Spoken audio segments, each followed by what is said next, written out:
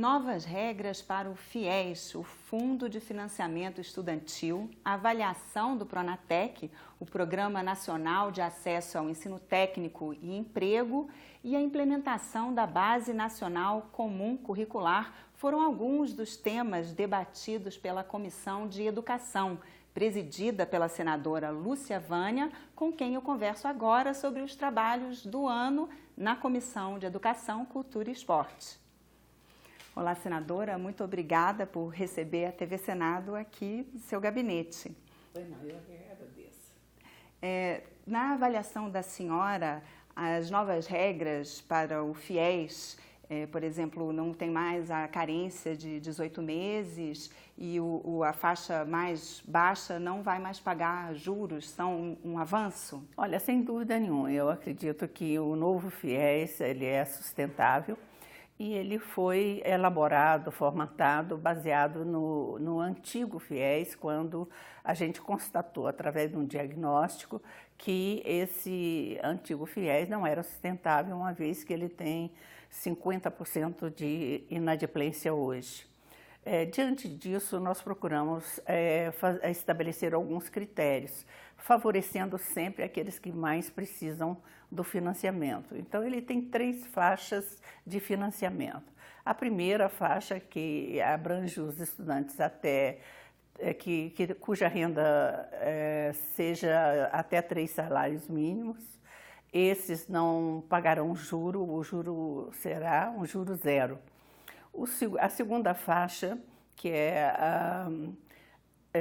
uma faixa acima dos 3 salários mínimos, eles poderão ter o financiamento dos fundos constitucionais do Norte, Nordeste e Centro-Oeste com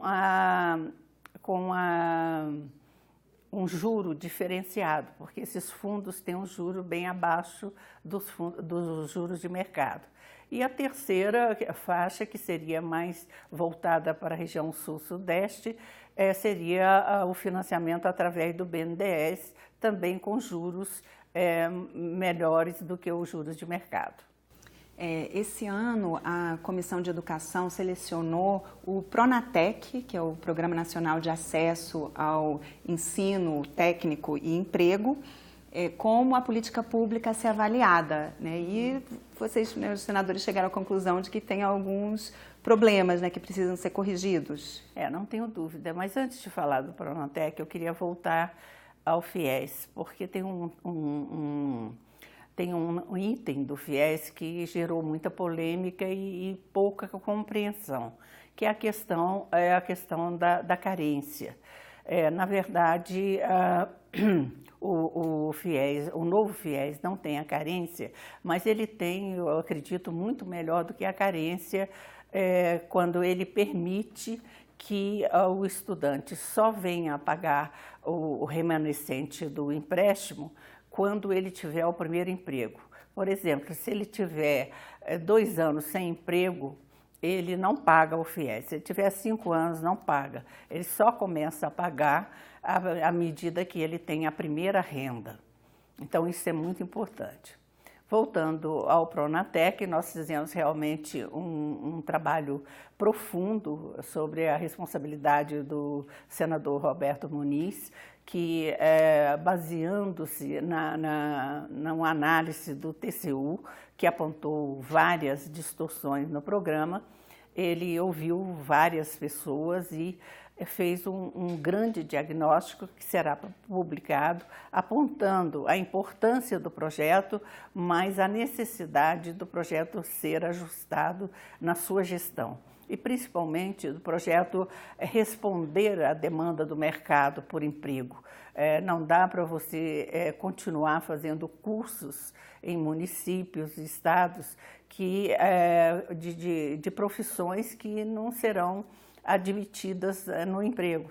Então, hoje, ele aponta caminhos para que sejam feitos cursos, que essa grade dos cursos sejam voltadas para a grande demanda que o mercado oferece através do Cine e outras instituições.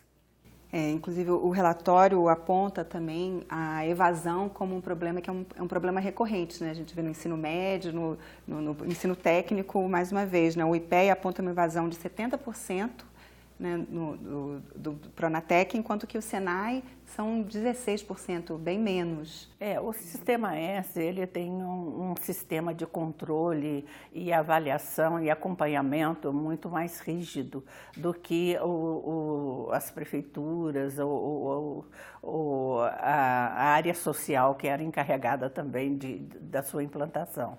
A grande dificuldade do Pronatec está principalmente nesta questão de acompanhamento, avaliação e principalmente fiscalização. Esse ano também foi o terceiro ano do Plano Nacional de Educação, que a comissão também acompanhou, fez uma avaliação aí do que vem sendo feito ao longo desses 3 anos, né? Qual é o diagnóstico da senhora? Olha, nós fizemos várias avaliações, né? De seminários, debates, acompanhamento, análise dos órgãos de controle e chegamos à conclusão que realmente o plano teve um desempenho pífio, um pequeno desempenho. Ele pode ser considerado que ele está muito mais no plano de ideias do que realmente a sua execução sendo implementada de forma estabelecida pelas metas e pelo acompanhamento que deverá ser feito.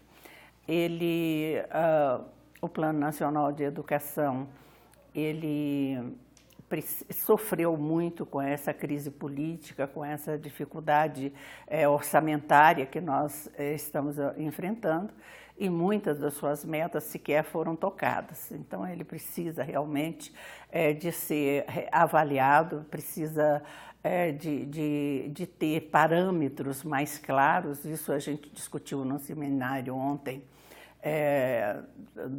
promovido pelo próprio MEC, mostrando que há necessidade de buscar instrumentos que possam fazer uma medição mais concreta, mais real do seu desempenho. E acredito que o MEC está muito preocupado em relação a isso, porque todos os instrumentos que nós dispomos hoje para fazer o acompanhamento e a avaliação do plano ainda são muito incipientes, não dá para ter um dado seguro. E essa é a preocupação do MEC e essa é a razão do seminário que está sendo promovido pelo Ministério durante essa semana. O Senado realizou esse ano, já pela 10ª vez, a Semana de Valorização da Vida e Primeira Infância, que a Comissão de Educação também sempre participa, né? E o tema desse ano foi justamente a formação, a valorização dos profissionais que cuidam das crianças. E a senhora até chegou a declarar também que isso é uma área que está carente, não é isso?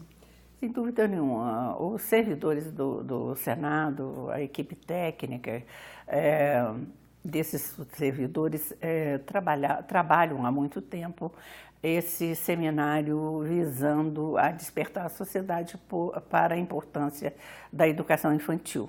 E esse ano realmente foi um seminário muito interessante porque tivemos a presença de vários especialistas na área que apontaram a importância da valorização dos professores para essa faixa etária, dos cuidadores dessa faixa etária.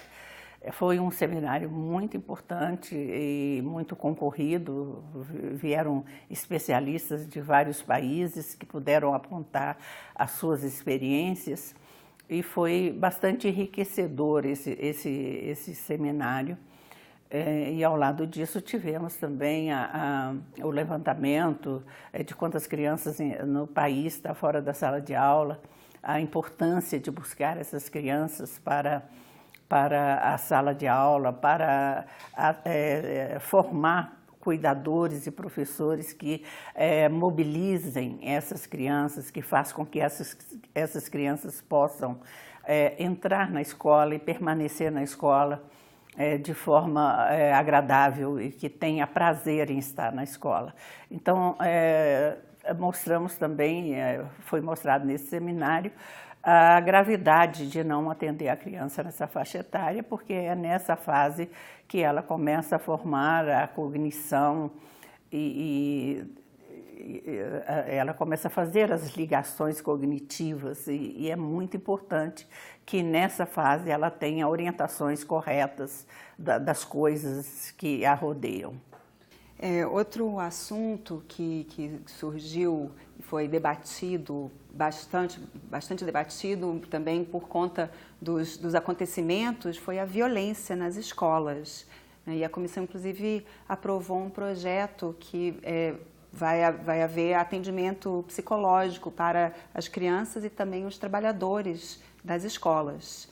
Assim, a senhora acha que isso vai ajudar um pouco esse contexto? Uma das grandes preocupações da comissão durante esse ano foi realmente trazer esse tema para dentro da comissão para que a gente pudesse discutir e buscar as razões desta violência. E tivemos várias audiências públicas nessa direção, vários especialistas apontam algumas alternativas que nós temos que buscar, e dentre as alternativas foi levantado na comissão um projeto de autoria da ex-deputada Raquel Teixeira, que trabalha no sentido de que tenha toda escola uma psicóloga que acompanhe o cotidiano dessas crianças, que possam realmente trabalhar na área preventiva, evitando que tenhamos esses episódios que têm sido recorrente em várias escolas do país. Isso não é uma coisa que acontece só aqui, tem acontecido também em outros países, mas aqui no país tem deixado os educadores, os especialistas perplexos com a forma recorrente que isso vem se dando. Que tem a questão assim, dos alunos que fazem essas violências, mas tem também escolas, às vezes, que são inseridas em regiões praticamente de quase uma guerra civil, né? Como, às vezes, né, no Rio de Janeiro, tá? E as crianças também sentem muito, né, essa inserção nesse... Ali, as crianças estão convivendo com a violência, né? Então é muito mais grave ainda. É muito duro você ver cenas como a que a gente viu recentemente no Rio de Janeiro, as crianças sendo levadas para os corredores para evitar que sejam vítimas aí de uma bala perdida durante um tiroteio. Isso, obviamente, traz uma grande insegurança nessa criança, ela precisa de acompanhamento, ela precisa, sem dúvida nenhuma, nós que trabalhamos a educação, temos que buscar saídas para que isso não venha a acontecer, como tem acontecido com tanta frequência. Outro assunto que foi debatido, foi uma audiência que a Comissão de Educação realizou, que não é muito conhecido do público em geral, mas são as crianças que têm, por motivos religiosos, em alguns dias não podem fazer avaliações, provas ou mesmo frequentar as aulas. Uhum. Esse tema foi debatido intensamente na comissão, mas ele, inclusive, ficou um pouco prejudicado porque o próprio MEC fez, através de um decreto, tomou uma decisão de olhar com atenção essas questões. O próprio exame, o Enem, já não foi realizado? Já não foi realizado no sábado, né, como tinha sido planejado anteriormente. A comissão, ela, além de educação, ela também trata dos temas relacionados à cultura e esporte. Né? O que a senhora destaca esse ano foi a discussão do Recine, foi um marco importante. Eu acredito que a prorrogação do Recine, a queda do veto, ela foi muito importante. Trabalhamos bem essa questão do audiovisual, que está bem avançado no país. Trabalhamos também, fizemos a sabatina de 2 diretores, que foi uma inovação nessa área. Fizemos também um contato muito direto primeiro com o ministro Roberto Freire, que depois se afastou do ministério, posteriormente com o atual ministro, em que a comissão mantém uma relação muito boa. Na área do esporte também tivemos com o ministro um relacionamento muito importante. Iniciamos os trabalhos com a fala dos ministros, tanto da educação, da cultura e do esporte, mostrando as diretrizes de cada área. Na área do esporte pudemos conhecer e acompanhar como tem sido aplicado o legado das Olimpíadas, quais são as medidas tomadas no sentido de preservar esse legado. E tivemos a preocupação também de acompanhar o orçamento dessas 3 áreas, fortalecendo na medida do possível mesmo, tendo essa limitação do teto de gastos, mas procuramos fortalecer o orçamento da educação, principalmente em relação à educação básica, aos institutos federais. No esporte fortalecemos o orçamento, fortalecemos também da cultura. Eu acredito que pudemos dar uma resposta importante. Agora, o ponto forte da comissão foi também receber o Prêmio Nobel da Paz esse ano, que nos contemplou aqui num seminário, mostrando a importância do país reativar o programa de erradicação do trabalho infantil, principalmente nesse período de crise, em que nós tivemos um retrocesso em relação a esse programa. Foi o indiano Kailash. Kailash, E a senhora falou também de orçamento, teve até um momento que foi discutido, como estava com o programa de emissão de passaportes, estava sem dinheiro, foi discutida a possibilidade de pegar recursos da educação. A senhora se manifestou contra, né? Sim, nós temos aqui um observatório do orçamento e da educação. E naquela deficiência de recurso para a emissão de passaporte, foi feito, acho que o ministro do Planejamento desavisadamente tirou o recurso da educação e colocou para a emissão de passaporte. E nós observamos isso imediatamente, tomamos as providências e o governo retroagiu nisso aí e retirou o recurso para a emissão de passaporte e voltou novamente para a educação básica. A comissão também acompanhou aí a discussão da Base Nacional Comum Curricular, que está prevista para ser implementada em 2019. Essa deve ser uma discussão importante também no ano que vem? Eu não tenho dúvida que essa talvez seja a mais importante de todas as discussões que temos que fazer em relação à educação. Essa base comum curricular, ela vai possibilitar que nós tenhamos condições de oferecer uma educação de qualidade. Hoje, nós temos que preocupar não apenas com ainda um número expressivo de crianças que estão fora da sala de aula, mas principalmente com a qualidade do ensino. E a Base Nacional Comum Curricular, ela poderá ser uma resposta a essa demanda que a sociedade tem em relação à educação. E ainda há espaço para o Senado e a Comissão de Educação participar dessa discussão que já passou pelo Ministério, está no Conselho Nacional de Educação? O Senado já promoveu várias audiências públicas, a comissão já promoveu várias audiências públicas sobre o assunto, tivemos grandes especialistas aqui, estamos aguardando essa decisão final do Conselho para que a gente possa analisar ainda profundamente o que será, o que foi o consenso nessa discussão. Senadora, muito obrigada pelo seu tempo aqui para nos explicar os trabalhos da Comissão de Educação. Eu agradeço a TV Senado essa grande oportunidade que me dá para poder mostrar o trabalho da nossa comissão. Quero agradecer a todos os técnicos que nos auxiliaram nessa empreitada, agradecer o MEC, que tem sido um grande parceiro, e agradecer principalmente àqueles que nos acompanham diariamente através da TV Senado, e aquelas pessoas que querem e apostam numa educação de qualidade para o nosso país. Durante os meses de dezembro e janeiro, você acompanha aqui na TV Senado, pelo nosso portal na internet e no canal da TV Senado no YouTube, as entrevistas com os presidentes das comissões sobre as votações e os debates mais importantes de 2017 e as expectativas para 2018.